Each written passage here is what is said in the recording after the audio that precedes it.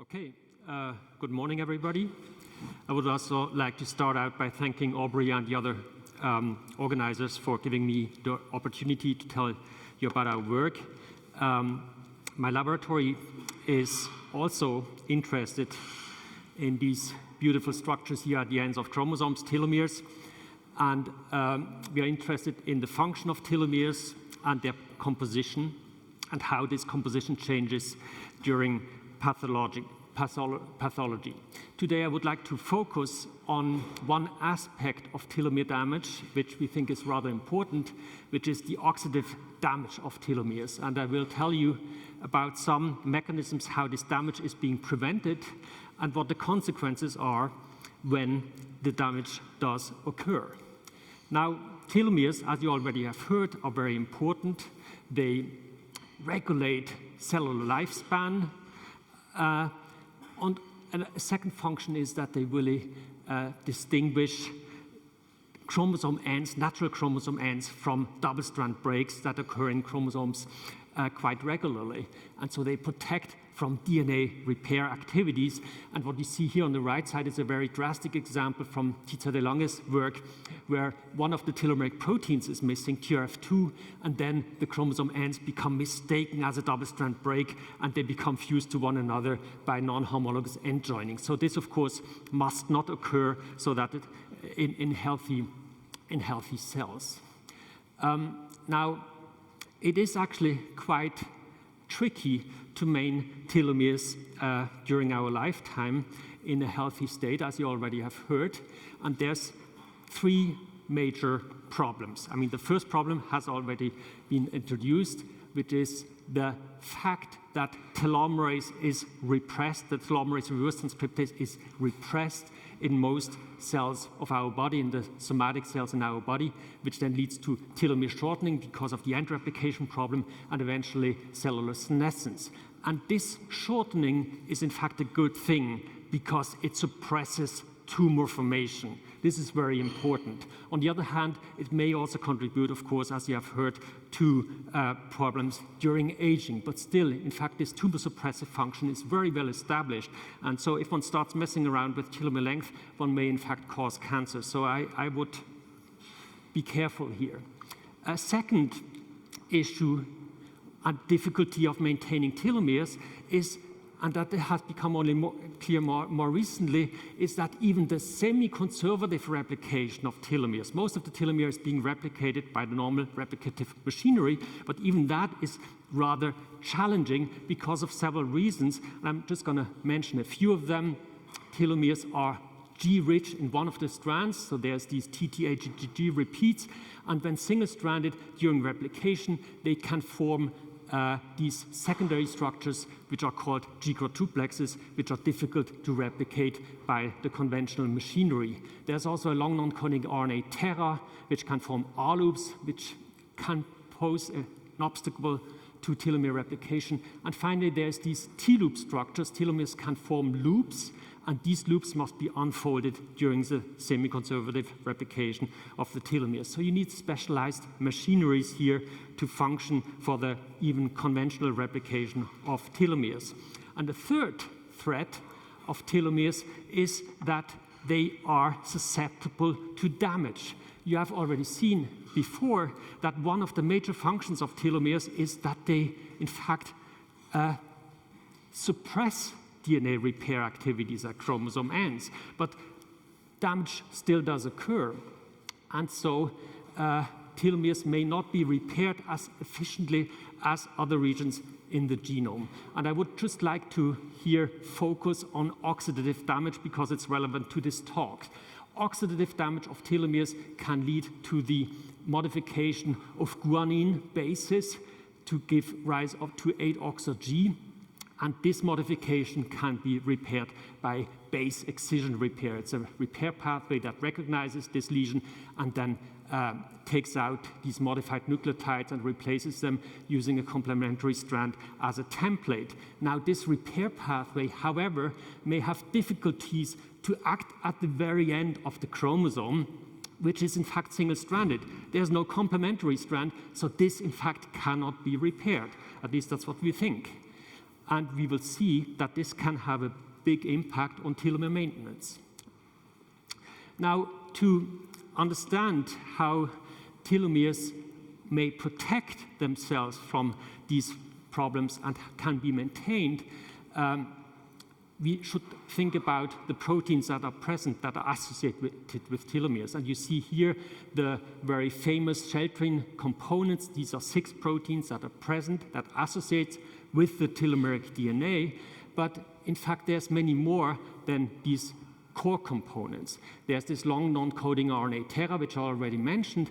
And when we in fact look at the telomeric proteome, when we isolate telomeric chromatin and determine its composition by mass spectrometry, we easily find 200 different proteins present at chromosome ends. And some of them, indeed, are mutated in certain diseases, so at least some of them are very important for telomere structure and function.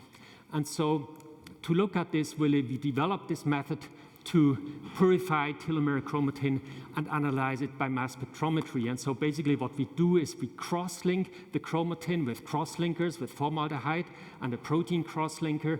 We sonicate the chromatin and then simply pull down the telomeric chromatin with antibodies against 2 abundant telomeric proteins, TRF1 and TRF2. We then can elute this chromatin and determine its composition by mass spectrometry. And furthermore, by using so-called SILAC labeling, we can compare different telomeric states, compare in a quantitative manner the composition of cells that have different kinds of telomeres, but I'm not going to go into the details of this technology for now. Now, to understand how telomeres are being replicated and how they are protected during S phase, we looked at telomeric protein composition during the cell cycle. And we found in this analysis, indeed as expected, the abundant sheltering components, which are highlighted here in dark blue.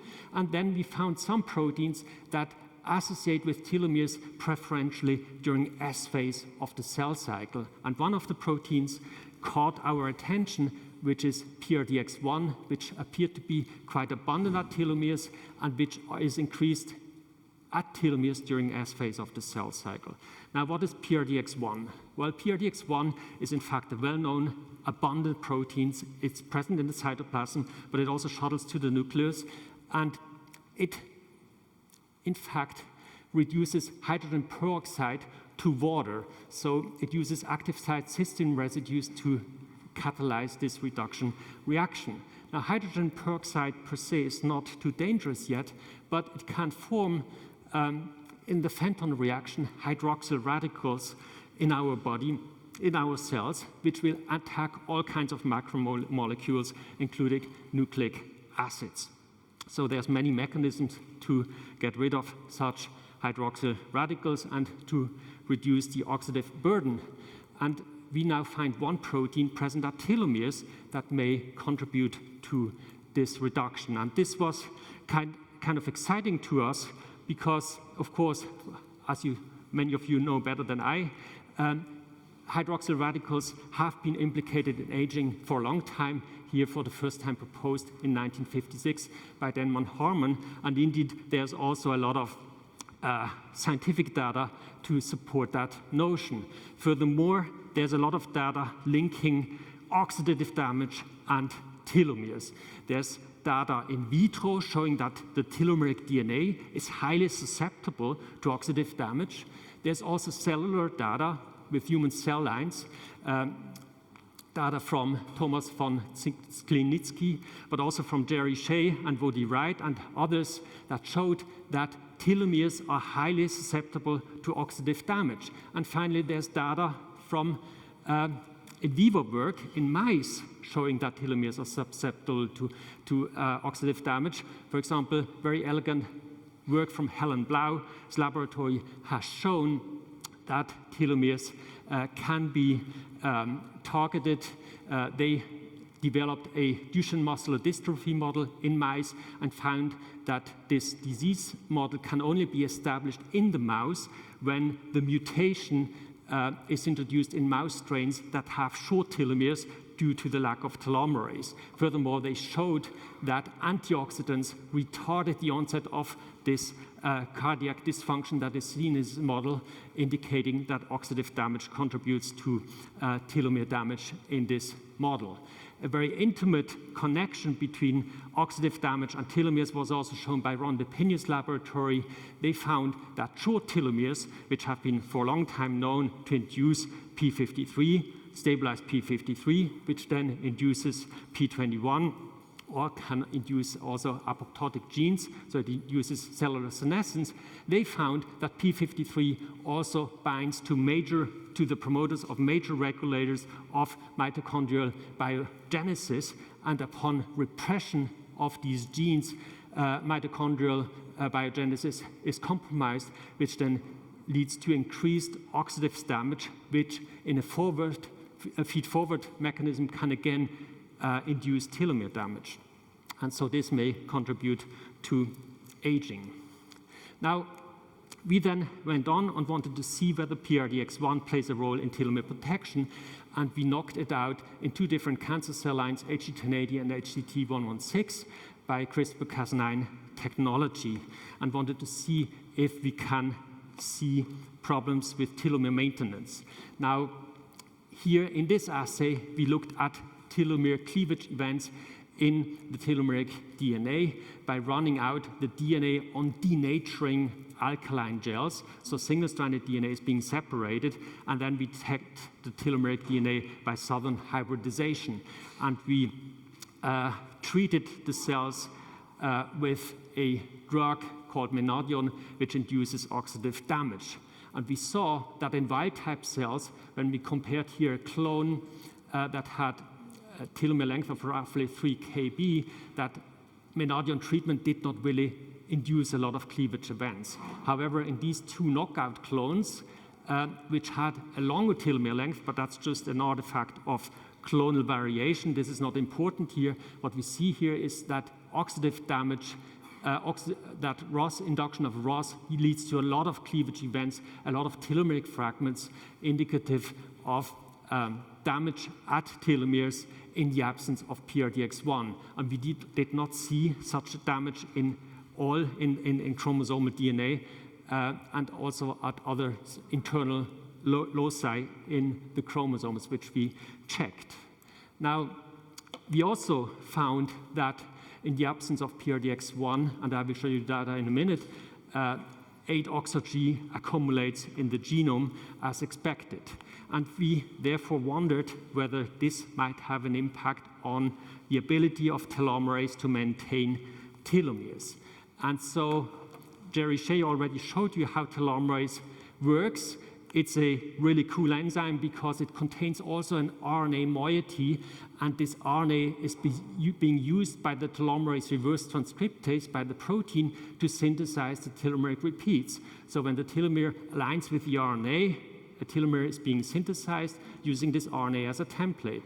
So this substrate here will be elongated. GGTTAG is being added, then there's a translocation event, and the next repeat can be added in the next elongation cycle. This is how telomerase works. And so we can recapitulate this reaction in vitro with human telomerase, purified human telomerase, a DNA substrate, the NTPs, magnesium, and then telomerase will add multiple telomeric repeats to the end of this substrate, as you can see here on this sequencing gel. So you see one nucleotide after the other that is being added. Now, what happens when we add 8-oxo-DGTP instead of the canonical DGTP to the reaction? Well, this is shown here on the left side. What we see is quite dramatic. Telomerase still elongates this telomere, but once 8-oxo-G is incorporated, indicated here by this O, it actually functions as a chain terminator. There's no further elongation. So if 8-oxo-G is being incorporated here, telomeres cannot be maintained efficiently by telomerase. We also did assays with a DNA substrate ending in 8-oxo-G, and this particular substrate here, shown here in red, is not elongated by telomerase whatsoever. At other positions within the telomeric repeat, elongation still can occur.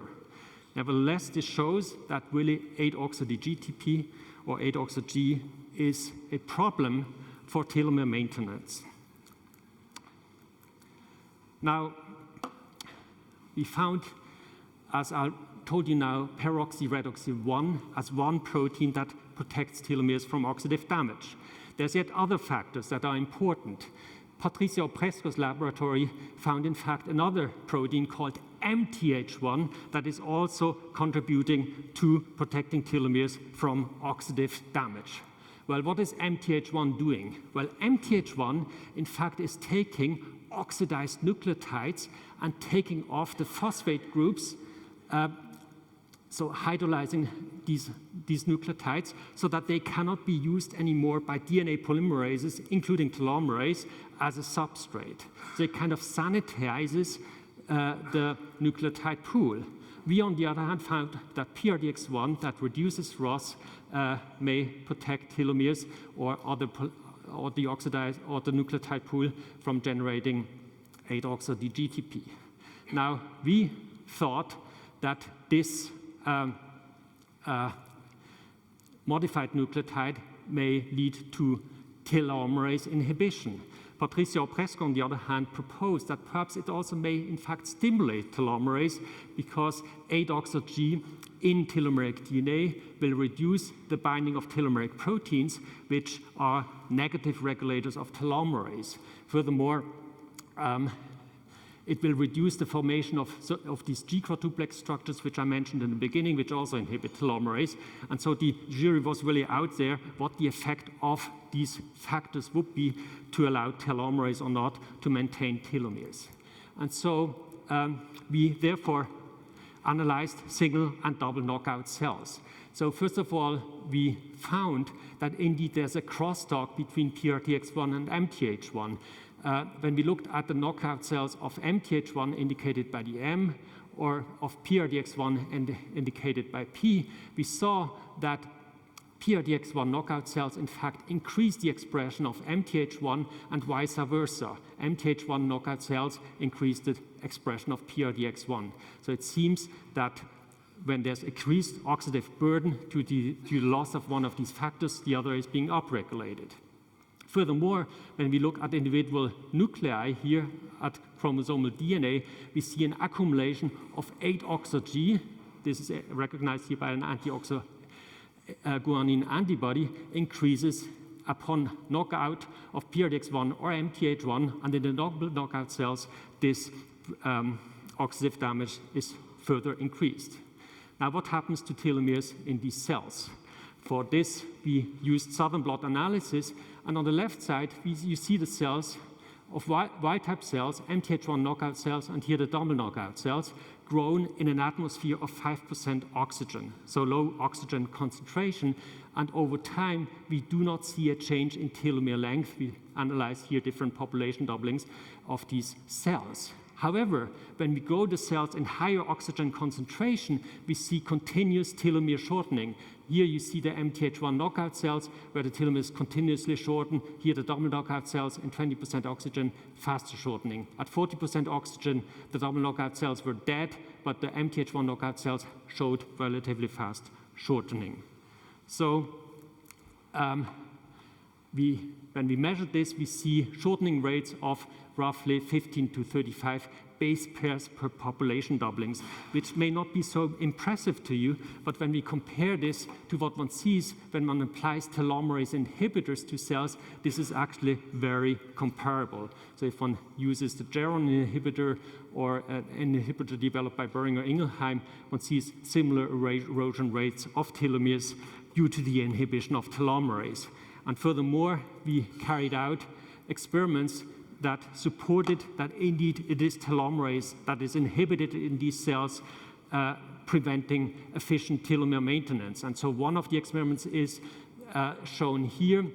We expressed a mutant version of a telomere binding protein called POD1, which had been shown before to lead to rapid telomere elongation due to overactivation of telomerase, which then more readily can access the chromosome end.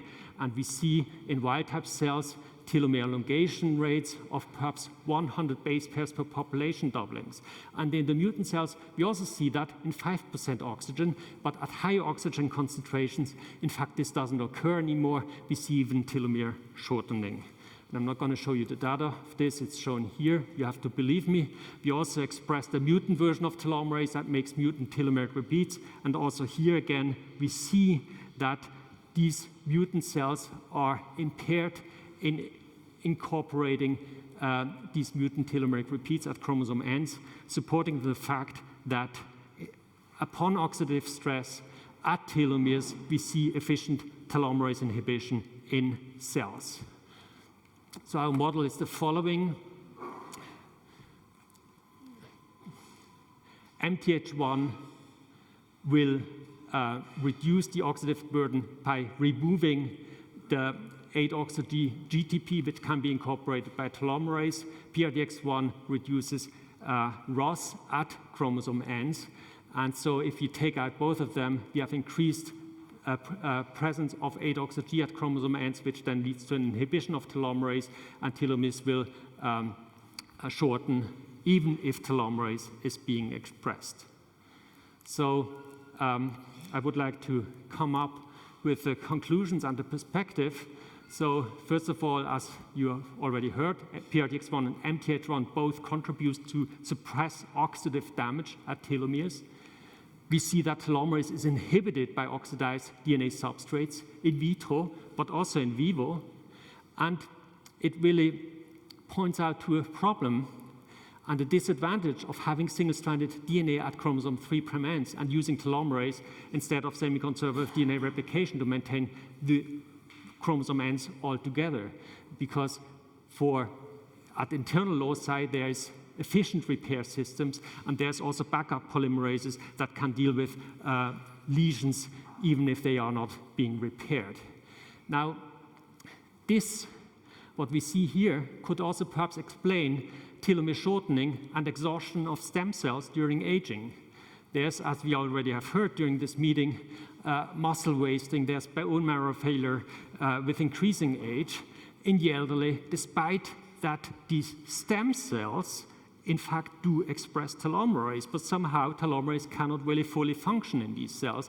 And perhaps it is the oxidative damage that accumulates during aging in our stem cells that then prevents for telomerase to efficiently maintain these telomeres.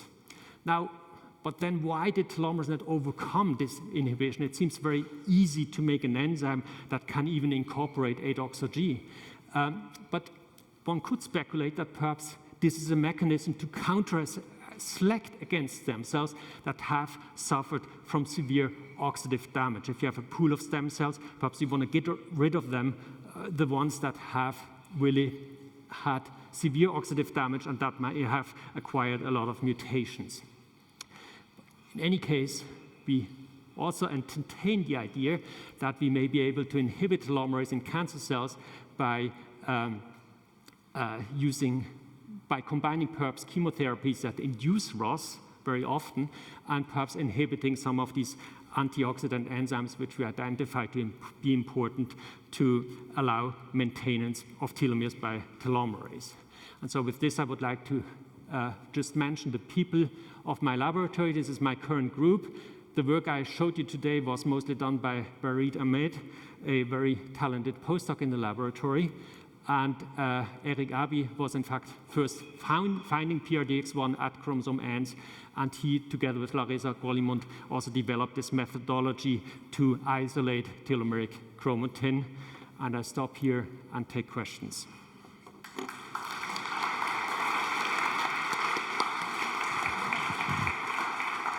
Great talk. So a lot of your data is from cells under 20% or 40% oxygen, which obviously is never going to happen physiologically. Obviously, they need some level of oxidative protection, but how confident are you that any of this is actually physiologically relevant? Yeah, so thank you for this question. It's a very good question. I mean, what we see here are experiments we do in a couple of weeks.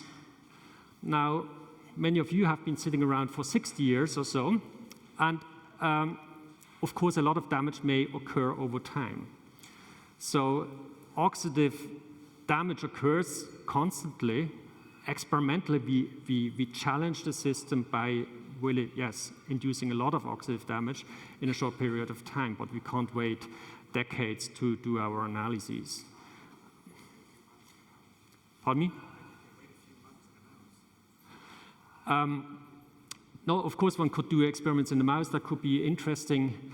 But as already mentioned by the previous speakers, I mean, mice are, in fact, in terms of telomere biology and telomere maintenance during aging and in cancer, personally, not a very useful model. At least not. Is there actually then a better model than a mouse? Well, I mean, of course, the best models is humans, but that's why we use cell lines. Generally, it seems that long-lived animals have this tight regulation of telomerase and also shorter telomeres. So many of these long-lived animals could be better models than mice. So the question is, what do you suggest to prevent this telomerase inhibition? What I would suggest? Right, to prevent this, to protect this telomerase inhibition, this oxidation, I mean. Eat fish. No. Yeah, so what could one do? I guess perhaps some antioxidant drugs could help to reduce this damage.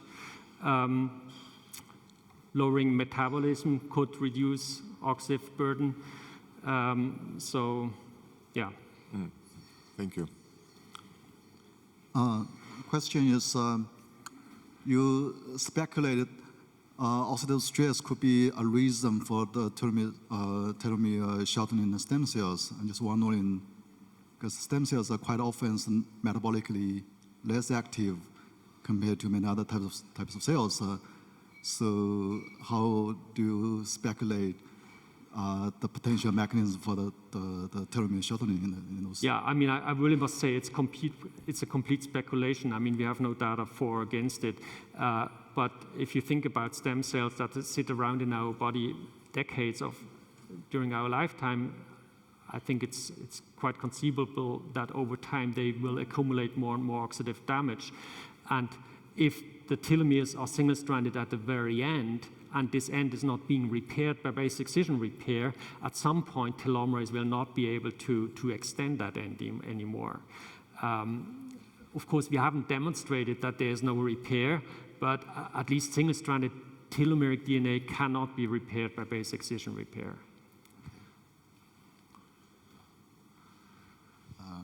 Another question, maybe before finishing, another question. So I'm also wondering, for other types of intracellular stresses, do you think some of them probably also some have negative effect on the telomere length, right? Do you think that can be also mostly through the mitochondria-related oxidative stress, or maybe there are other type of intracellular events which is also important for? Well, it seems that mitochondrial dysfunction is a major source of endogenous ROS in our cells. And of course, there's also exogenous sources that can contribute. But again, yeah, we have no data for this. Okay, thank you. Thank you. We'll talk. Move to